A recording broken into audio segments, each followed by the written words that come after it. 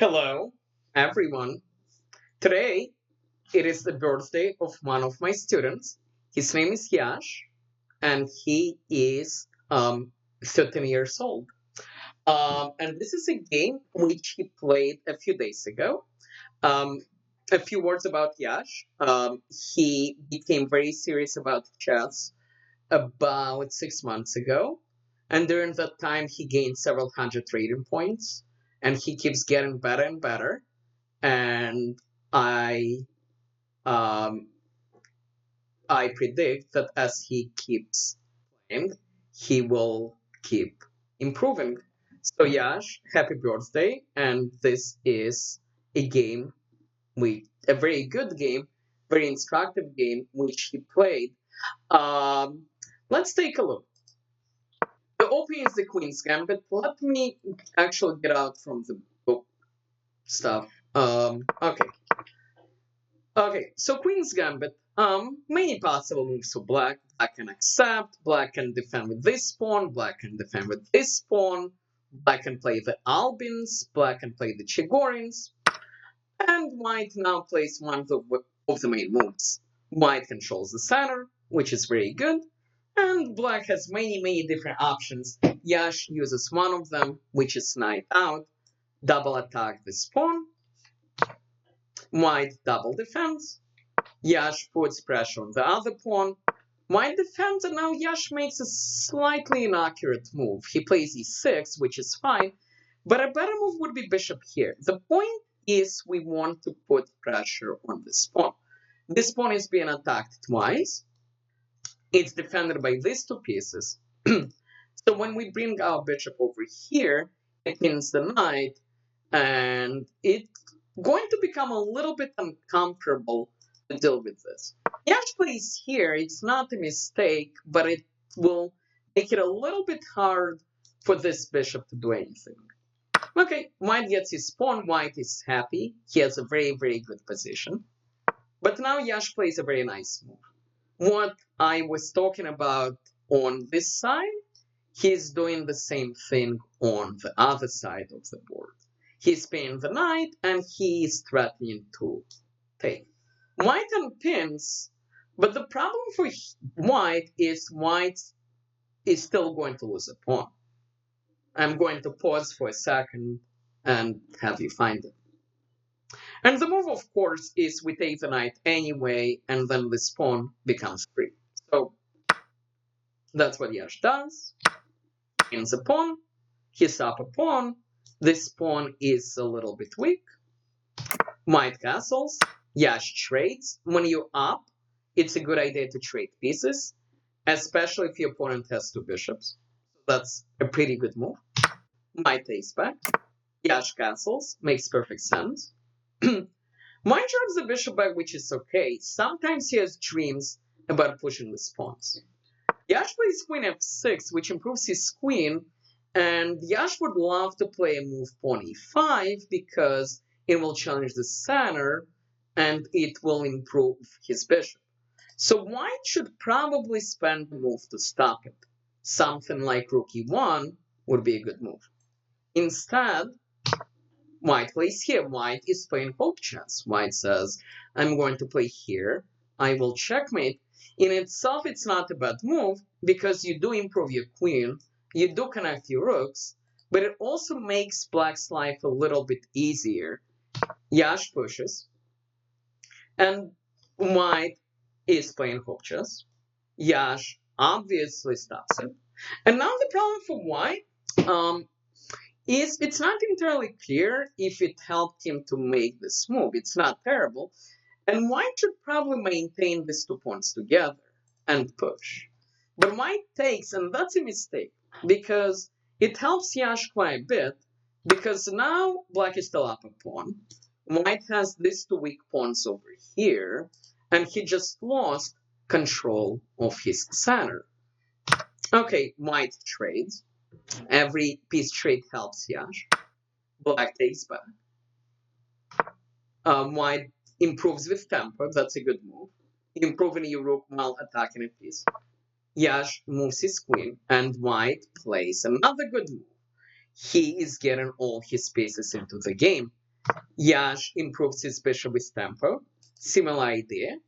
White moves his queen, and now Yash can just trade everything. He can take the queen, and then take the bishop, and go into rook endgame where he's up a pawn. Yash does this instead. White trades, which he should not do. Trades help Yash. Obviously, we take with the queen. We do not want to have an open king. And this is a pretty good move for White because White is also attacking the pawn. After Yash trades, this move is quite good. And Yash should move this rook here. He moves the other rook. So obviously if White takes, we're going to checkmate. Obviously if White takes here, we take back, which is what happened. White does not have time for a checkmate because White does not have time to take because we checkmate.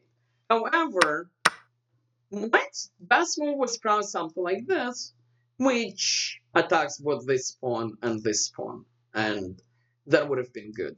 The important lesson here, don't trade just because you can. White trades, every piece trade right now helps black. Yash takes back, he's threatening mate, so White does not have time to take. White stops mate, although it's not clear that this is the best way to do it. Maybe moving one of these pawns could be better, or bring the king in to control this square. Yash defends his pawn. White improves his king, and now Yash should play here, and then here, just to drive the rook away, and then improve the rook. Yeah, the problem is this rook is very good, so we do not want this rook to be here. Yash tries to move all his pawns. The problem is, once that happens, the rook can start coming behind the pawns. White improves his king. This is a good move. Yash keeps moving his pawns. Okay, he still should probably do this. This move is very, very slow. It's not a mistake. It's just slow. And Yash got all the pawns to move, but the problem is this is still a good rook, and now it's harder for us to get rid of it. This is a good move. If we move our rook here, our rook is not very good. So Yash moves, and now White makes a mistake. He plays here. He should play here first. The only way to save this pawn would be to move up. Let me show you on the board.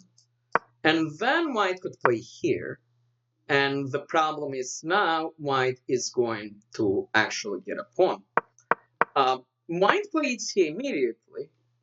But the problem is Yash can now push. After takes, this is very instructive. We have an extra pawn on this side. He would like to queen something.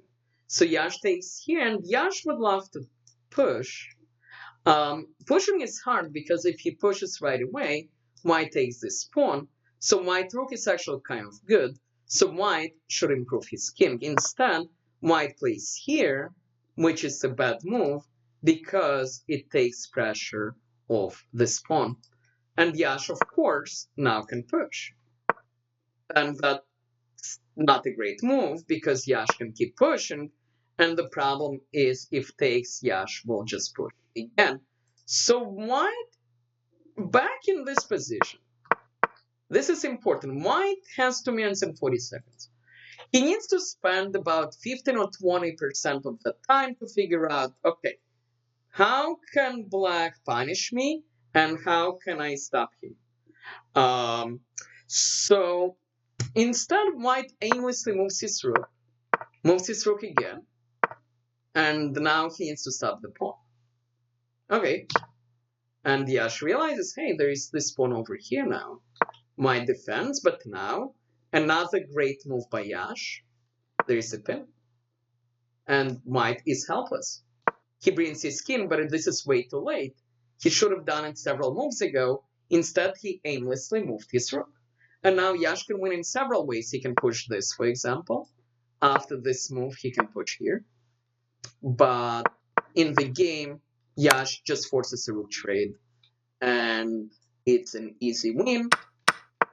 and then he queens. This game went on to a checkmate. It's not important to go all the way to the end. Very well played game by Yash. Um, and one of the lessons to remember is sometimes you need to slow down for a little bit of time and come up with a plan instead of just making one move at a time.